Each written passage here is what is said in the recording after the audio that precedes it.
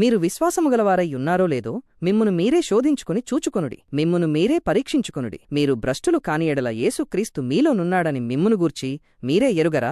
2 కొరింథీయులకు 13 ఆధారంగా విశ్వాసమును ఎలా పరీక్షించుకోవాలి అనే విషయాలను ఒక చక్కని కథ ద్వారా తెలుసుకుందాం. ఒక అందమైన పట్టణం. ఆ పట్టణంలో థామస్ అనే ఒక పెద్ద మనిషి ఉన్నాడు. ఆయనకు ఊరి మధ్యలో ఒక 30 సెంట్ల విలువైన స్థలం ఉంది. ఆ స్థలంలో ఒక అద్భుతమైన ఫంక్షన్ హాల్, దానికి అనుబంధంగా కొన్ని లగ్జరీ అద్దెగదులు, రెంటల్ రూమ్స్ నిర్మించాలని ఆయన ప్లాన్ చేశాడు. థామస్ ఆ ఊరి చర్చిలో చాలా చురుకైన సభ్యుడు. చర్చిలో ఆయనకంటూ ఒక ప్రత్యేకమైన గుర్తింపు ఉంది. ప్రతి ఆదివారం తెల్లని బట్టలు వేసుకుని ముందు వరుసలో కూర్చుంటాడు. పాటలు పాడేటప్పుడు అందరికంటే గట్టిగా పాడుతూ చేతులెత్తి ఆరాధిస్తాడు. చర్చికి ఎవరైనా కొత్తవాళ్లు వస్తే థామస్ భక్తిని చూసి ఆశ్చర్యపోవాల్సిందే. తన భక్తి కూడా తాను కడుతున్న ఆ భవనంలాగే చాలా గొప్పగా, అందరికీ కనిపించేలా, అందరి ప్రశంసలు పొందేలా ఉండాలన్నది ఆయన ఆశ. భవన నిర్మాణం మొదలైంది. థామస్ రాత్రింబగళ్ళు అక్కడే ఉండి పనులు చేయిస్తున్నాడు. కాని ఇక్కడే ఒక పెద్ద తప్పు జరిగింది. థామస్ భవనానికి ప్రాణమైన లోపలి పునాది, ఫౌండేషన్ కంటే బయట కనిపించే డిజైన్ల మీద ఎక్కువ శ్రద్ధ పెట్టాడు. కాంక్రీట్, సిమెంట్ నాణ్యతను గాలికి వదిలేశాడు.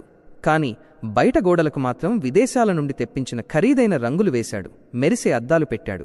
రాత్రిపూట దగదగ మెరిసే పెద్ద పెద్ద షాండ్లియర్ లైట్లు, షాండ్లియర్స్ అమర్చాడు. ఊర్లో వాళ్లంతా రోడ్డున పోతూ ఆ ఫంక్షన్ హాల్ బయటి వైభవాన్ని చూసి, అబ్బా, థామస్ గారి భవనం ఎంత అద్భుతంగా ఉందో, ఏ మహారాజు కోటలా ఉందో అని పొగడటం మొదలుపెట్టారు. థామస్ ఆ మాటలు విని మీసాలు తిప్పుకుంటూ, చూశారా, నా భవనం ఎంత గొప్పదో, నా భక్తి కూడా ఇంతే గొప్పది.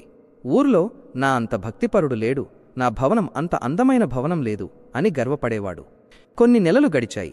ఫంక్షన్ హాల్ ఓపెనింగ్కంతా సిద్ధమవుతోంది. ప్రభుత్వ నిబంధనల ప్రకారం ఆ భవనానికి సేఫ్టీ సర్టిఫికెట్ రావాలి. దానికోసం ఆ ఊరిలో ఆనం అనే అనుభవజ్ఞురాలైన సివిల్ ఇంజనీర్ ఆ భవనాన్ని తనిఖీ చేయడానికి వచ్చింది. ఆనం కేవలం ఇంజనీర్ మాత్రమే కాదు, దైవభక్తి, నిజాయితీ కలిగిన కఠినమైన అధికారిణి. థామస్ ఎంతో గర్వంగా ఆనంకు స్వాగతం పలికాడు. రండి ఆనం గారు, చూడండి నా భవనం, ఈ రంగులు చూసారా, ఈ లైట్లు చూసారా, ఎంత ఖర్చు పెట్టానో తెలుసా అని గొప్పలు పోతున్నాడు. కాని ఆనం బయట ఉన్న అందమైన లైట్లను, ఖరీదైన రంగులను అసలు పట్టించుకోలేదు. ఆమె కళ్లలో ఒక తీక్షణమైన చూపు ఉంది. ఆమె నేరుగా టార్చ్ లైట్ వేసుకుని చీకటిగా ఉన్న బేస్మెంట్లోకి, సెల్లార్లోకి వెళ్ళింది. భవనాన్ని మోస్తున్న ప్రధాన స్తంభాలను, పిల్లర్స్ పరిశీలించడం మొదలుపెట్టింది.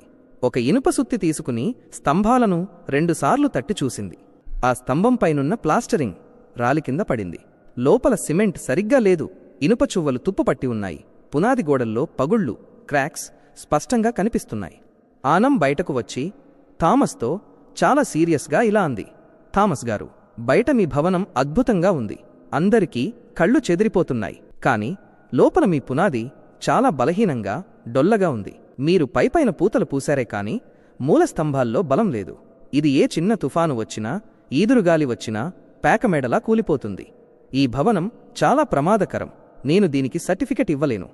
ఆ మాట వినగానే థామస్కి కోపం నషాళానికి అంటింది. తన గర్వం దెబ్బతింది. చుట్టూ ఉన్న పనివాళ్ల ముందు తన పరువు పోయిందని అరిచాడు. ఏంటి ఆనం, నువ్వు మాట్లాడేది? నా భవనం ప్రమాదకరమా? ఒకసారి పక్కన ఉన్న ఆ పాత భవనాలను చూడు, ఆ పూరిగుడిసెలను చూడు. వాటికంటే నా ఫంక్షన్ హాల్ 100 రెట్లు మేలు. నా అద్దెగదులకున్న రంగులు ఆ పక్క వీధిలో ఎవరికైనా ఉన్నాయా? అయినా నా గురించి, నా భక్తి గురించి నీకేం తెలుసు? నేను రోజూ చర్చికి వెళతాను. ఆ చర్చికి రాని వాళ్లకంటే, గుమ్మం తొక్కని వాళ్లకంటే నేనెంతో ఉత్తముడిని. నా భవనంలో వంకలు వెతుకుతావా అని వాదించాడు. అప్పుడు ఆనం చాలా ప్రశాంతంగా, సూటిగా థామస్ కళ్లలోకి చూస్తూ ఇలా సమాధానమిచ్చింది. థామస్, ఇన్స్పెక్షన్ అనేది పక్కవాడి ఇల్లు ఎలా ఉందో పోల్చి చూసుకోవడం కాదు. నీ పునాది, నీ భవనం భారాన్ని మోయగలదా లేదా అని నిన్ను నువ్వు పరీక్షించుకోవడం. బైబిల్లో గలతీయులకు 6-4 ఏమని చెబుతోంది? ప్రతివాడును తన స్వంత పనిని పరీక్షించి చూచుకొనవలెను. అప్పుడు ఇతరుని బట్టి కాక తనను బట్టియే అతనికి అతిశయము కలుగును. క్రైస్తవ జీవితం కూడా అంతే థామస్. నువ్వు చర్చిలో ఎలా పాడుతున్నావు, పక్కవారికన్నా ఎంత మేలుగా, భక్తిగా కనిపిస్తున్నావు అన్నది ముఖ్యం కాదు.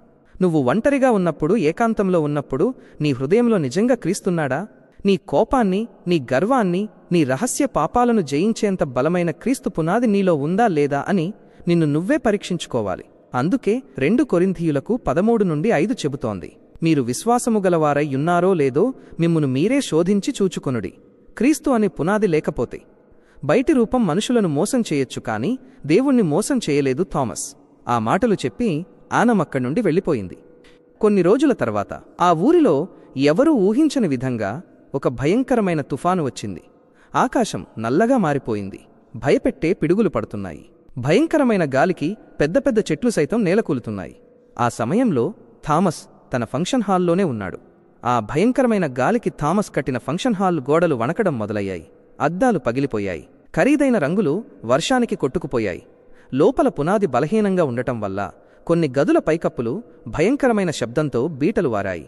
భవనం ఏ క్షణమైనా కూలిపోయేలా ఉంది. థామస్ ప్రాణభయంతో వణికిపోతూ ఆ భవనం మధ్యలో మోకరిల్లాడు. అప్పుడతనికి ఆనం చెప్పిన మాటలు, దేవుని వాక్యం చెవుల్లో మారుమోగాయి. తన భక్తి అంతా కేవలం మనుషుల మెప్పు కోసమేనని, లోపల క్రీస్తు స్వభావం అంటే ప్రేమ, తగ్గింపు, క్షమాగుణం తనలో ఏమాత్రం లేదని అతనికి స్పష్టంగా అర్థమైంది. పునాదిలేని ఈ భవనంలాగే తన భక్తి కూడా డొల్లా అని కన్నీళ్లు పెట్టుకున్నాడు.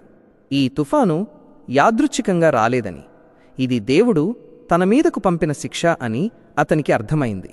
తనను నాశనం చేయడానికి కాదు, తనలోని ఫేక్ భక్తిని పడగొట్టి తనను నిత్యనాశనం నుండి రక్షించడానికి దేవుడు ఇచ్చిన అవకాశమని గ్రహించాడు. హెబ్రీయులకు గుర్తు చేసుకున్నాడు, ఏ శిక్ష అయినను ప్రస్తుతమందు సంతోషకరముగా కనబడక దుఃఖకరముగానే కనబడును. అయినను దానియందు అభ్యాసము పొందినవారికి అది నీతియను సమాధానకరమైన ఫలమిచ్చును. కన్నీళ్లతో చేతులెత్తి ఇలా ప్రార్థించాడు, ప్రభువా, నన్ను క్షమించు. నా బాహ్య వేషధారణను ఈరోజు తుఫానుతో పడగొట్టావు. నేను ఒక నకిలీ క్రైస్తవుడిని. దయచేసి ఇప్పుడు నా హృదయంలోకి రా ప్రభువా. నా పాత స్వభావాన్ని కూల్చేసి నీ వాక్యమనే బలమైన పునాది మీద నన్ను కొత్తగా నిర్మించుదేవా అని ఏడ్చాడు. ఆ భయంకరమైన రాత్రి గడిచిపోయింది. ఆ తరువాత థామస్ తన మనస్సును పూర్తిగా నూతనపరుచుకున్నాడు.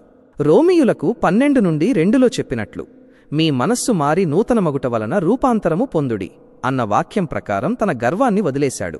మళ్లీ మొదటి నుండి లోపలి పునాదులను క్రీస్తు వాక్యం మీద బలంగా కట్టడం మొదలుపెట్టాడు. ఇప్పుడు ఆ భవనం కేవలం అందంగానే కాదు, ఎలాంటి తుఫానునైనా తట్టుకునేంత బలంగా నిలబడింది.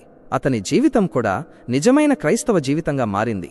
నా ప్రియ సహోదరి, సహోదరుడా, ఈరోజు మీ ఆత్మీయ భవనం అంటే మీ జీవితం ఎలా ఉంది? ఇతరులతో మిమ్మల్ని మీరు పోల్చుకుని, చర్చికి రాని వాళ్లకంటే నేను మంచోడ్ని, ప్రార్థన చేయని వాళ్లకంటే నేను గొప్పవాణ్ణి అని సరిపెట్టుకుంటున్నారా?